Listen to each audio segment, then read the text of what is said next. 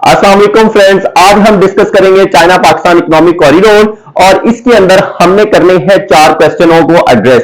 First question जो होगा वो ये होगा कि हम एक ओवरव्यू देंगे चाइना पाकिस्तान इकोनॉमिक कॉरिडोर के ऊपर, इसकी सिग्निफिकेंस के ऊपर। और सेकंड क्वेश्चन हम एड्रेस करेंगे जो चैलेंजेस, जो वेस्टर्न प्रोपेगेंडा, जो इसके ऊपर फैक्ट्स और फ्लेशियस या मिलिशियस प्रोपेगेंडा बनाया जा रहा है इस प्रोजेक्ट को खत्म करने के लिए, रोकने के लिए और पाकिस्तान की और चाइना की फ्रेंडशिप को ब्रेक करने के लिए, वो हमने जो है ना वो रिवील करने हैं जो खासतौर पे थ्रेड्स हैं और उनकी जो सच्चाई है वो अब तक लेकर आनी है। और सेकंड नंबर पे, थर्ड नंबर पे हम बात करेंगे कि जो चाइना पाकिस्तान इकोनॉमिक कॉरिडोर है उसमें पाकिस्तान को क्या क्या बेनिफिट्स हो रहे हैं और वेस्ट को, चाइना को जो है वो कौन कौन से बेनिफिट्स हो रहे हैं। और इसके बाद हम डिस्कशंस करेंगे कि क्या सजेशन हो सकती है, कैसे इस प्रोजेक्ट को जो है चाइना और पाकिस्तान के दरमियान जो एक मुआशी रवादारी का प्रोजेक्ट है, इसको कैसे हम और मजीद बेहतर कर सकते हैं। उसके अंदर खास तौर पे हम चाइना का जो मॉडल है ना, तरक्की का जो मॉडल है, वो आपके साथ डिस्कस करूंगा। उसके अंदर मैं कॉन्सेप्चुअल लेवल के ऊपर उनके जो प्लान्स हैं, इसके अलावा इंप्लीमेंटेशन के जो प्लान्स हैं, ऑपरेशनल प्लान्स हैं, फिलोसॉफिकल लेवल के प्लान्स हैं, जो बेसिकली चाइना का जो गवर्नेंस सिस्टम है ना, वो जो मॉडल है वो भी आज आपके सामने डिस्कस करूंगा, ताकि हम अपने जो ये प्रोजेक्ट है, सीपैक है, इसकी हेल्प से अपनी जो मैशत है उसको मजबूत किया जाए, उसके अंदर जो है पूरी सस्टेनेबल डेवलपमेंट लाई जाए। ओके, स्टार्ट करते हैं। China Pakistan economic corridor start हुआ था 2013 के अंदर, होना था। अनफॉर्चुनेटली उस वक्त ये साइन नहीं हो सका। 2014 के अंदर पाकिस्तान के अंदर पॉलिटिकल इंस्टेबिलिटी थी, प्रोटेस्ट चल रहे थे, तो प्रेसिडेंट शी जिनपिंग नहीं आ सके। उसके बाद 2015 के अंदर ये एग्रीमेंट साइन होता है और इस एग्रीमेंट के अंदर बेसिकली 3 फेज रखे गए। 5 इयर्स का एक फेज कंसिडर किया गया। 2015 से 2020 तक जो फर्स्ट फेज था उसमें कंप्लीट होना था। उस फेज के अंदर क्या क्या चीजें थी? इंफ्रास्ट्रक्चर डेवलपमेंट थी, एनर्जी प्रोजेक्ट्स थे, यस। और इसके अलावा जो सेकंड फेज था जिसके अंदर 2020 से लेकर 2025 तक था, उसके अंदर क्या होना था? उसके अंदर स्पेशल इकोनॉमिक जोन्स बनने थे। पाकिस्तान के अंदर, पाकिस्तान के डिफरेंट प्रोविंसेस के अंदर स्पेशल इकोनॉमिक जोन्स बनने थे और इंडस्ट्रियलाइजेशन को प्रमोट करने के लिए। और इसके अलावा 25 से 30 तक एक थर्ड फेज है जिसके अंदर बेसिकली रीजनलाइजेशन, कनेक्टिविटी और इकोनॉमिक ग्रोथ और सबसे बड़ी बात एग्रीकल्चर बूस्टमेंट के ऊपर प्रोजेक्ट्स बनने थे। वो जो है वो एक प्रॉपर डील होनी थी या हो रही है, वो इंप्लीमेंटेशन होनी थी इस ईयर। मतलब 2015 से 2030 तक ये प्रोजेक्ट कंप्लीट होना था। 15 इयर्स का ये प्रोजेक्ट है। अच्छा, अब इसके अंदर मेन बात करते हैं कि चाइना ने पाकिस्तान के साथ ये मायदा किया है। पाकिस्तान की ज्योग्राफी को इस्तेमाल करते हुए पाकिस्तान इससे बेनिफिट लिए है और चाइना से $62 बिलियन की इन्वेस्टमेंट करवाई है। ये ऐसे ही है जैसे जेवी सिस्टम होता है रियल एस्टेट के अंदर, कि जमीन पाकिस्तान की, डेवलपमेंट चाइना कर रहा है और उससे म्यूचुअल बेनिफिट्स लिए जाएंगे। जिसमें चाइना ने जो मेन जो उसने प्रोजेक्ट साइन किया, इसके अंदर जो फेज 1 है उसको अगर मैं थोड़ा सा रिवील करूं तो उसके अंदर इंफ्रास्ट्रक्चर प्रोजेक्ट्स हैं। इंफ्रास्ट्रक्चर प्रोजेक्ट्स में रेलवे ट्रैक्स हैं, ML1 की मैं बात कर रहा हूं। इसके अलावा जो है हाईवे प्रोजेक्ट्स हैं, मोटरवेज हैं।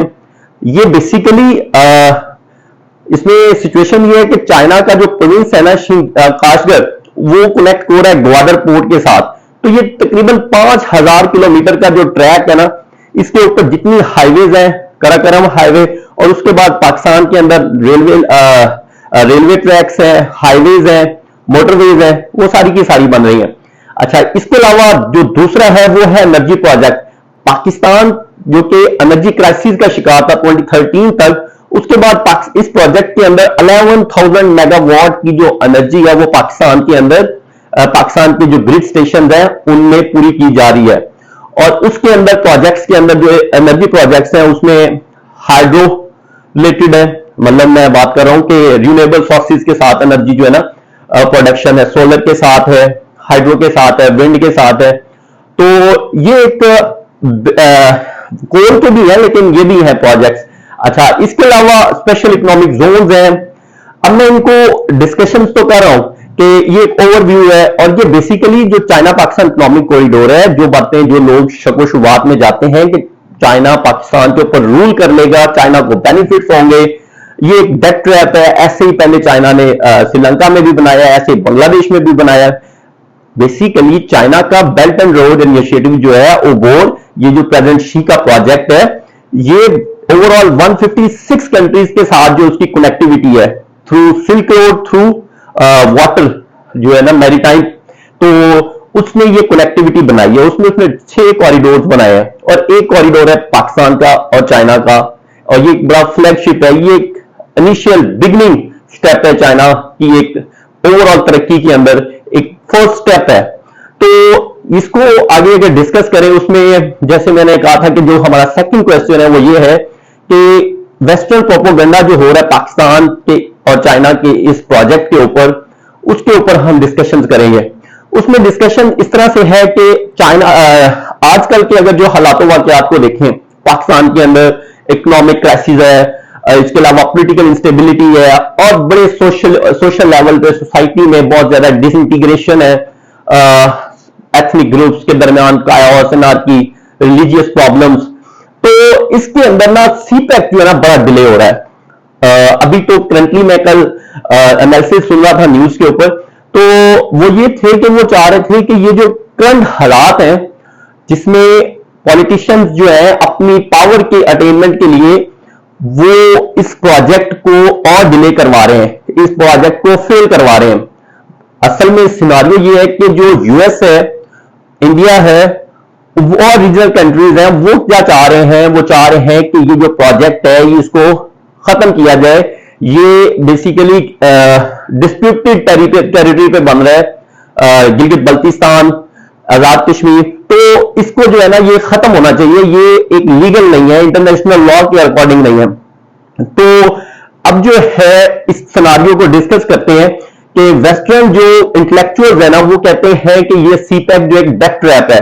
डेट ट्रैप से मुराद है कि चाइना पाकिस्तान को डेट दे के और इस डेट के अंदर मजीद जो है उसको मकरूज कर देगा, पाकिस्तान फेल हो जाएगा, नाकाम हो जाएगा, ये जितना भी उसकी इन्वेस्टमेंट है, जो उसके पैसे हैं, ये वापस लॉन नहीं कर पाएगा।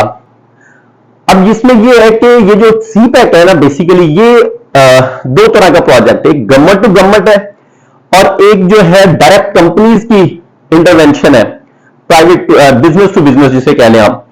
अब इसमें ये है कि जो मेन इसके अंदर है ना, तो मैं ये बात करूंगा कि ये एक गलत बात है, अनट्रू है और फॉल्स है। वो उसकी रीजंस क्या है? उसकी ये है कि जो लॉन्स पाकिस्तान ने इस प्रोजेक्ट के अंदर लिए हैं, एक तो उनके अंदर कोई कंडीशंस इतनी ज्यादा सीवियर नहीं है, लाइक कोई बड़ा ट्रांसपेरेंट है, ओपन है, इंक्लूसिव डेवलपमेंट है, ह्यूमन की प्रॉस्पेरिटी है, और लाइक जिसकी बंदा तारीफ कर सकता है। कुछ ऐसे लोन लिए जाते हैं जो सिर्फ और सिर्फ जो ऑर्गेनाइजेशन देती है वो खास सैंक्शंस की बेस पे देती है। मिसाल के तौर पे जैसे हम बात करते हैं वर्ल्ड बैंक से, आईएमएफ से लेते हैं, तो उसके ऊपर बड़ी सैंक्शंस लगी होती है एडमिनिस्ट्रेटिव लेवल पे। आपने सब्सिडीज खत्म करनी है, आपने जनाब मैक्रो इकोनॉमिक्स जितने होते हैं इंडिकेटर्स उनको देखने हैं, बिजली के बिल जो है वो बढ़ाने हैं, पेट्रोल की प्राइसेस बढ़ानी है, गैस की प्राइसेस बढ़ानी है, बिजली के यूनिट्स बढ़ाने हैं। तो इस सिनारियो में लेकिन जो ये वाला है ना, ये चाइनीज का जो लॉन्च चाइनीज ने दिए, ये एक बड़े लॉन्ग टर्म में इजी कंडीशंस है, रीपेमेंट्स जो मॉडल है वो बेहतर है, रिस्केड्यूलिंग मॉडल अच्छा है, रिस्ट्रक्चरिंग जो है वो लोएस्ट इंटरेस्ट रेट पे है। तो इससे ये होता है कि पाकिस्तान और चाइना जो है उनके दरमियान एक तो अच्छे ताल्लुकात हैं, और चाइना हमेशा पाकिस्तान को पॉलिटिकली स्ट्रॉन्ग करना चाहता है, और उसकी जो पाकिस्तान की मैशत है उसको भी वो गिरते हुए नीचे से उठाना चाहता है, अपलिफ्ट करना चाहता है, ताकि रिसेशन से और बाकी भी स्टेगनेशन से जो पाकिस्तान की मैशत के अंदर है उससे वो अपलिफ्ट हो जाए। अब जैसे मैंने बात की कि जो वर्ल्ड बैंक और आईएमएफ की सख्त कंडीशन है, इसकी बजाय उसकी एक और हमें निशानी मिलती है। आजकल आप देखते हैं कि आईएमएफ जो पाकिस्तान को लोन नहीं दे रहा, पाकिस्तान के रिजर्व जो हैं पैसे अकाउंट्स के अंदर वो कम है, कम क्या बहुत नीचे लेवल पे चले गए हैं फॉरेन एक्सचेंज रिजर्व, जिसकी वजह से इंपोर्ट्स रुकी पड़ी है, जिसकी वजह से पाकिस्तान जो है पेमेंट्स जो है की गारंटी है वो नहीं कर पा रहा, और ये सारे के सारे प्रॉब्लम्स हैं। और सख्त तरीन और वेस्ट का एक किस्म की इंतकामी ये हरकत है कि पाकिस्तान की मैशत को मजीद नुकसान पहुंचाया जाए। इसकी बजाय जो अभी हमारे फॉरेन एक्सचेंज रिजर्व्स कुछ है वो चाइना, सऊदी अरेबिया, यूएई जैसे अच्छे फ्रेंड्स की वजह से है, और ये एक इसका एक जस्टिफिकेशन है कि जो वेस्टर्न प्रोपेगेंडा है वो एक फॉल्स है, वो एक अनट्रू प्रोपेगेंडा है, वो पाकिस्तान की प्रॉस्पेरिटी को, प्रोग्रेस को रोकने के लिए। अच्छा, अब इसमें मैं सेकंड आर्गुमेंट आपके सामने रखूंगा कि जो स्टेट बैंक की रिपोर्ट्स हैं, जो इसके अलावा पाकिस्तान के जो SCCP की रिपोर्ट्स हैं, इसके अलावा फाइनेंस मिनिस्ट्री जो है पाकिस्तान की, इसकी रिपोर्ट्स को अगर देखा जाए तो वहां पे कभी भी ये आपको इंडिकेशंस नहीं आएंगी कि पाकिस्तान एक हाई रिस्क स्टेट पे खड़ा हो गया है, ये हमारे पास लोन जो है हमने वापस करने हैं और चाइना का बड़ा प्रेशर है और ये जो CPEC जो है इस वक्त रुका पड़ा है, ऐसी आपको कोई डिटेल्स नजर नहीं आएंगी। तो ये एक मतलब क्लियरली निगेट करता है कि जो वेस्टर्न प्रोपेगेंडा है वो पाकिस्तान के अगेंस्ट है, पाकिस्तान की जो डेवलपमेंट है उसके खिलाफ है। अच्छा, इसमें मैं अगर कंपैरिजन में जैसे मैंने IMF की बात की है तो वो भी हमारे सामने है कि जो शराइत वो लगा रहे हैं कि आपने जो पेट्रोल की प्राइसेस इतनी ज्यादा लगानी है ताकि जो हमारी स्केड्यूल करनी है, हमने आपको पेमेंट करनी है, वो आपने वापस करनी है, और अपने फ्रेंड से भी आप शराइत पे, इन शराइत के ऊपर जो है वो उनसे एग्रीमेंट लें कि वो भी हमें आपको पैसे देंगे। तो लाइक वो ये उसकी मजाज जो है ना एक बहुत स्वेयर किस्म की ये दुश्मन है, और जो मैं प्रूव करना चाह रहा हूं जो आपकी खास तौर पे प्रोग्रेस के अगेंस्ट है। इसमें इंडिया और यूएस की जो स्ट्रॉन्ग अलायंस है, जो इंडिया और यूएस के दरमियान एक नेक्सिस है ताकि वो पाकिस्तान को इस खित्ते के अंदर कमजोर करें और चाइना पाकिस्तान के रिलेशंस को जो है ना वो ब्रेक करें, डिसइंटीग्रेट करें। अच्छा, इसके अलावा एक और अगर मैं बात करूं कि इस CPEC से पाकिस्तान को जो बेनिफिट्स है, जिसमें मैंने थर्ड क्वेश्चन पे ये बात रखी थी कि कौन कौन से पाकिस्तान को फायदे हैं, उनमें CPEC फेज 1 के फायदे अगर मैं गिनवाऊं तो पाकिस्तान के अंदर जो ये मोटरवेज का एक जाल जो है बिछा हुआ है, उसकी वजह से जो हमारा फेडरल है या फिर जो इस्लामाबाद है या लाहौर है या पंजाब है, इसको तो बहुत ज्यादा मुफीद था, लेकिन जो आपका सिंध है, बलूचिस्तान है, उसके साथ जीरो कनेक्टिविटी थी। और इस प्रोजेक्ट के थ्रू ये जो हाईवेज और मोटरवेज बनी है, ये M14 की मैं बात कर रहा हूं, इसके अलावा हाईवेज की मैं बात कर रहा हूं, और ग्वादर को कनेक्ट कर रहा है सिंध के साथ, सिंध को कनेक्ट कर रहा है बलूचिस्तान के साथ, तो बलूचिस्तान को आगे ये जो है पंजाब, और ये जो एक कनेक्टिविटी है जिसके तहत लोगों की अब रसाई हो रही है आपस में, विद इन और वो मिल सकते हैं, मुलाकात हो सकती हैं और अपने बिजनेस डील्स चल रही हैं, तो ये एक बहुत ही प्रोग्रेस वाली बात है। और जो CPEC का ये फेज 1 है, ये एक परमानेंट प्रोजेक्ट है, इसके परमानेंट एडवांटेजेस हैं और पैरामाउंट है, जिसकी वजह से हमें नजर आ रहा है कि इसने बड़े रिड्यूस किए हैं फिजिकल और साइकोलॉजिकल डिस्टेंसेस को। अच्छा, अब देखें ना 510 किलोमीटर का जो ये इनके दरमियान एक हाईवेज और मोटरवेज का एक रोड्स बने हैं काशगढ़ से लेके ग्वादर तक, तो ये एक बहुत बड़ी डेवलपमेंट है। इस पे जो एक्सपेंसेस आए हैं वो सही आए हैं और पाकिस्तान ने अपने मुल्क की तरक्की के लिए, अपने लोगों के लिए, अपने लोगों को एक बेहतर एक्सेस प्रोवाइड की है मूवमेंट के लिए। देखें ना इसमें क्या फायदे हुए, एक तो रीजनल कनेक्टिविटी हुई है, एक दूसरा इकोनॉमिक मोबिलाइजेशन हो रही है, दो गाड़ियां चल रही हैं, आ रही हैं, बिजनेस के जो बड़े बड़े टैंकर्स हैं वो मूव कर रहे हैं, गाड़ियां इधर से उधर लाई जा रही हैं, खरीदो फरोख्त हो रही है। इसके अलावा सोशल चैनलाइजेशन है, लोग पहले सालों लगाते थे, एक दूसरे से मुलाकात नहीं हो सकती थी, अब विद इन और लोग एक दूसरे के पास आ रहे हैं, अपने दोस्तों अपने प्यारों के पास आ रहे हैं। एक बहुत मुफीद चीज है CPEC फेज 1, एक सक्सेसफुल फेज गुजरा है, उसके बड़े बेनिफिट्स आए हैं। अगर इसी फेज के अंदर एक एनर्जी प्रोजेक्ट्स की मैं बात करूं तो addition of 6,000 megawatt new energy supplies to national grid, मतलब 11,000 की इसके अंदर कमिटमेंट है, 6,000 जो है वो कंप्लीट हो चुकी है। तो ये प्रोजेक्ट जो है ना, ये कंप्लीशन जो है ना, इसका बड़ा फायदा हुआ है। और अच्छा, अब इसमें मैं बता रहा हूं कि जो एनर्जी प्रोजेक्ट्स बने हैं इसमें एनवायरमेंट फ्रेंडली और बड़े चीप लेवल के जो है ना, जिसमें कॉस्ट जो आएगी, जो बिजली बनाने की कॉस्ट आएगी वो बड़ी कम आएगी, जिसको आप कह लो कि जो हमारे कंज्यूमर्स हैं, हम लोग हैं, ये हम पे करेंगे तो वो जो बिजली बनेगी और पेमेंट प्लान है वो बैलेंस आएगा।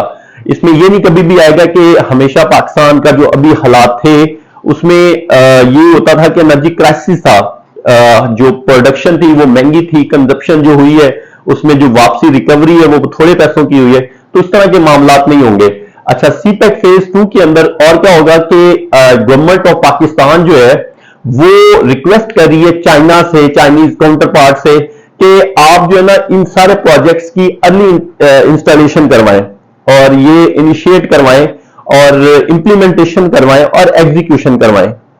मतलब अभी रिसेंट अगर देखा जाए तो जो प्लानिंग मिनिस्टर है एहसन इकबाल, उनकी अभी मुलाकात हुई है चाइना के प्लानिंग मिनिस्टर के साथ, ली चुनलिन के साथ, और ये 11th जेसीसी की जो मीटिंग है इसके अंदर ये डिस्कशन हुई है कि हमने जितने भी चाइना के पाकिस्तान के इस प्रोजेक्ट के अंदर पेंडिंग जो एग्रीमेंट्स हैं उन सब के ऊपर उनको इनिशिएट करवाना है, इंप्लीमेंट करवाना है और एग्जीक्यूट करवाना है। अच्छा, इससे बड़े बेशुमार फायदे होंगे। उसकी वजह है कि ये प्रोजेक्ट का जो टाइम फ्रेम बनाया गया, अगर उसमें कुछ चीजें नहीं हो रही तो उससे नुकसान होगा, लेकिन अगर ये दोबारा से शुरू हो जाए उसमें क्या होगा, रेवोल्यूशनरी चीजें क्या होगी, सोशल डेवलपमेंट होगी। सोशल डेवलपमेंट से मुराद मैंने बात बताई कि एक तो पब्लिक का आपस में इंटरेक्शन बढ़ेगा, मीटअप होगा, कल्चरल एक्सचेंजेस होंगी और एक किस्म की ना सेटिस्फेक्शन आएगी, इक्वलिटी आएगी, सोशल जस्टिस आएगी। लाइक जो लोग पहले सुनते थे ग्वादर क्वेटा में रह के कि हमारे पास सहूलतें नहीं है, तो अब लोगों के पास सहूलियतें आएंगी। वहां पे ग्वादर के अंदर जैसे वो सिटी डेवलप हुआ है कितना प्लान और ऑर्गेनाइज तरीके के साथ, और बलूचिस्तान के अंदर जो लोग महरूमियों का शिकार थे अब वहां पे फैसिलिटीज आएंगी, वहां पे इस तरह की नई नई चीजें आएंगी, मार्केटिंग होगी, मार्केट्स बनेंगी और वहां पे अपॉर्चुनिटीज क्रिएट होंगी, जॉब्स अपॉर्चुनिटीज क्रिएट होंगी। इसी तरह ही पूरे पाकिस्तान के अंदर तो सोशल डेवलपमेंट एक सबसे बड़ा इसमें बेनिफिट होने वाला है। इसके अलावा दूसरा जो है मैसिव इंडस्ट्रियलाइजेशन होगी, मतलब जो पाकिस्तान और चाइना के दरमियान फेज 2 है जिसमें स्पेशल इकोनॉमिक जोन्स बन रहे हैं, उसमें पंजाब में जो फैसलाबाद में इलामा इकबाल इकोनॉमिक जोन है 3000 एकड़ के अंदर बन रहा है। इसके अलावा जो है क्वेटा के अंदर बोस्टन है, इसके अलावा जो आपका सिंध के अंदर है, जो एक केपीके के अंदर है, मतलब मैं बात कर रहा हूं धबाजी की बात कर रहा हूं इंडस्ट्रियल जोन की। और इसके अलावा मैं आगे आपको डिटेल भी इनकी बताता हूं। इसके अंदर एक तो हेल्थ बेनिफिट्स आएंगे, हॉस्पिटलाइजेशन काफी होगी डिफरेंट जगह पे, जहां जहां पे भी स्पेशल इकोनॉमिक जोन्स बनेंगे, जहां जहां पे भी एनर्जी प्रोजेक्ट्स लग रहे हैं, प्लांट्स, वहां पे हॉस्पिटल्स बन रहे हैं। इसके अलावा इसके अंदर आर्टिफिशियल इंटेलिजेंस की टेक्नोलॉजी शेयर होगी पाकिस्तान के साथ, और ई कॉमर्स जो है वो पाकिस्तान के अंदर एक्सपेंशन होगी ई कॉमर्स की।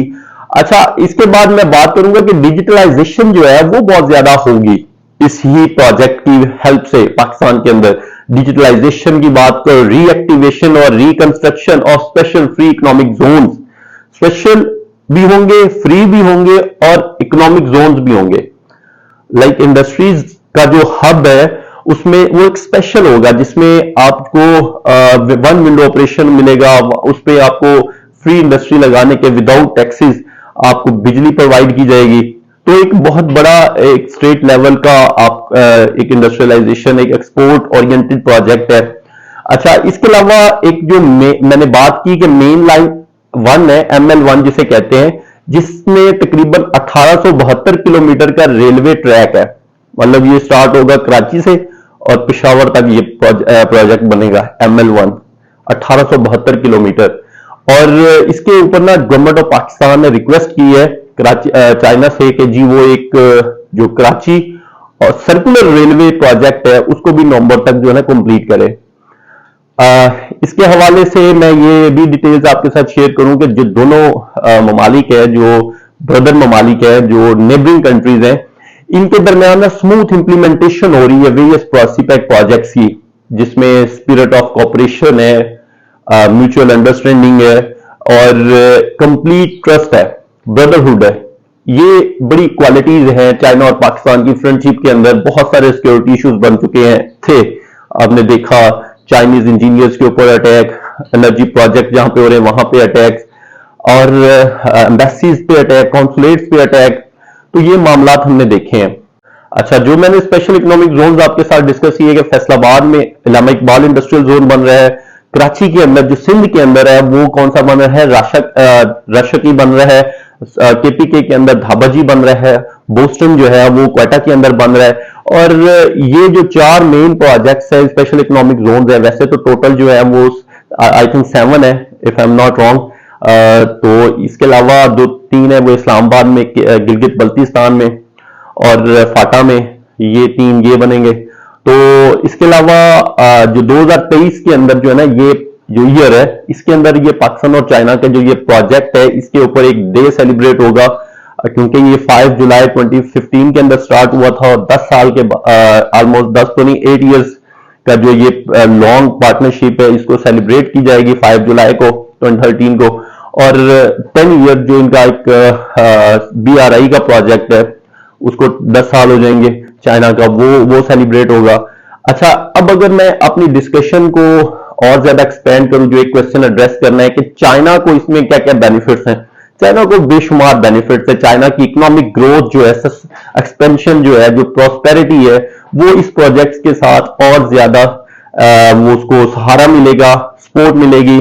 उसकी वजह है कि जो चाइना का को अमेरिका और इंडिया और डिफरेंट रीजनल स्टेट्स हैं, जो साउथ चाइना सी की मैं बात कर रहा हूँ, मलाक्का डेलिमा की मैं बात कर रहा हूँ, उसके ऊपर जो उसको थ्रेट है कि जी उसकी इकोनॉमी को कोई लॉस हो सकता है, तो इस रूट के साथ ये उसके लिए अल्टरनेटिव रूट है, लैंड रूट है। पहले वो बाय सी मलाक्का स्ट्रेट के थ्रू, साउथ चाइना सी के थ्रू वो करता था ट्रेड, अपनी गैस ऑयल की जो बाइंग थी वो करता था, अब वो और एक्सपोर्ट करता था, अब वो ये इस रूट के साथ, लैंड रूट के साथ कर सकता है। अच्छा, अब जो इसमें और भी बेशुमार चाइना को बेनिफिट्स हैं, तो अब मैं अगर कंक्लूड करूं अपनी सारी डिस्कशन को, इसके अंदर मैं ये डिस्कस करना चाहता हूं कि दोनों कंट्रीज को चाहिए, खासतौर पे जैसे ही PTI की गवर्नमेंट ने आके आते साथ ही कहा था कि हम डिटेल्स जो है ना डिस्कस करना चाहते हैं, न्यू इसके ऊपर एग्रीमेंट्स करना चाह रहे हैं। तो उसमें एग्रीमेंट्स के अंदर जो सस्टेनेबल तरीके के साथ ग्रीन एनर्जी प्रोजेक्ट है सीपैक के अंदर, फेज 2 के अंदर, वो होने चाहिए। उसमें ग्रीन एनर्जी प्रोजेक्ट से मुराद है कि जो कोल बेस्ड प्रोजेक्ट्स हैं उसको कम करके एनवायरमेंट फ्रेंडली और प्रोजेक्ट्स लाए जाएं, ठीक है। और इसके अलावा inclusive of blue and green hydrogen power generation technology लानी चाहिए और क्लोज लाइजन होना चाहिए कंस्ट्रक्शन ऑफ प्रोजेक्ट्स के ऊपर। कौन कौन से? लिथियम बैटरी की, सोलर जो पैनल्स की, ड्राई बैटरीज की, और इसके अलावा टेक्नोलॉजिकल और एग्रीकल्चर प्रोडक्टिविटी के ऊपर, ठीक है। और न्यू हाइब्रिड सीड्स व्हीट के और राइस के, वो जो है ना इसके ऊपर होने चाहिए। अच्छा, अब मैं मॉडल्स की मैंने आपसे एक कमिटमेंट की थी कि वो मैं बताऊंगा कि चाइनीज जो मॉडल्स हैं उनसे पाकिस्तान को लेसन लर्न करने चाहिए। जैसे उसका एक कॉन्सेप्चुअल लेवल का जो एक मॉडल है जिसके अंदर ये हमें मॉडर्नाइजेशन जो है चाइना के अंदर हुई है उससे लेसन लर्न करने चाहिए। उसकी ओपनिंग अप जो हुई है इंडस्ट्रियलाइजेशन की, ह्यूमन डेवलपमेंट की, पॉवर्टी एलिवेशन की, बहुत बड़ी तरक्कियां की हैं, बहुत नीचे से ऊपर अपने लोगों को लाए, अपने मुल्क को लाए, अपने मुल्क के अंदर स्टेबिलिटी लाए और बड़े कंपेटिटर्स को शिकस्त दी है। ये जो उसकी एक एंथुसिज्म था, इससे हमें लेसन लर्न कर अपने इस प्रोजेक्ट के अंदर इन सारी आइडियाज को, इन सारे विजन को जो है इंप्लीमेंट करना चाहिए। और इसके अलावा एक ऑपरेशनल लेवल जो उसका मॉडल है, ऑपरेशनल लेवल, वो ये है कि वो उसको गवर्नमेंट ऑफ पाकिस्तान को भी चाहिए कि चाइना की रिक्वेस्ट की जाए कि अपने इस प्रोजेक्ट को एक्सपेडाइट किया जाए। और इसके अंदर जो पॉलिसी मेकर्स हैं उनको चाहिए, they should take guidance in terms of project management, definitely project इस पूरे को मैनेज करना के ऊपर उनसे एडवाइसेस लेनी चाहिए। इसके अलावा डिजास्टर मैनेजमेंट, जो अभी जितने भी नॉन ट्रेडिशनल सिक्योरिटी थ्रेट्स हैं, अर्थक्वेक आ गया या फ्लड्स आ गए, इस तरह की चीजें, उसके ऊपर मैनेजमेंट के तरीके सीखने चाहिए। इसके अलावा क्राइसिस मैनेजमेंट है, smooth clubbing of human values and policies of economy, human resource development के ऊपर इनसे जो है डिस्कशन होनी चाहिए। इसके अलावा फिलोसफिकल लेवल के ऊपर बात की जाए तो फिलोसफिकल लेवल के अंदर अर्जेंट नीड है कि पाकिस्तान को इनिशिएट करना चाहिए global security initiative, global civilisation initiative, जैसे ये चाइना की तरीकेकार है ना, उन सब तरीकों को पाकिस्तान को भी बेसिकली कॉपी करना चाहिए और इनके साथ एक शेयर्ड डेवलपमेंट के मॉडल्स के ऊपर चलना चाहिए। और जो ग्लोबल सिविलाइजेशन इनिशिएटिव है शेयर्ड प्रॉस्पेरिटी का, उसके ऊपर, क्योंकि ये जो सारे प्रोजेक्ट्स है ना, ये शी ग्लोबल डेवलपमेंट का एक तरीकाकार है, एक प्रोग्रेस का एक प्लान है। तो इन सब के ऊपर जो है ना बहुत अच्छी पाकिस्तान को कोलैबोरेशन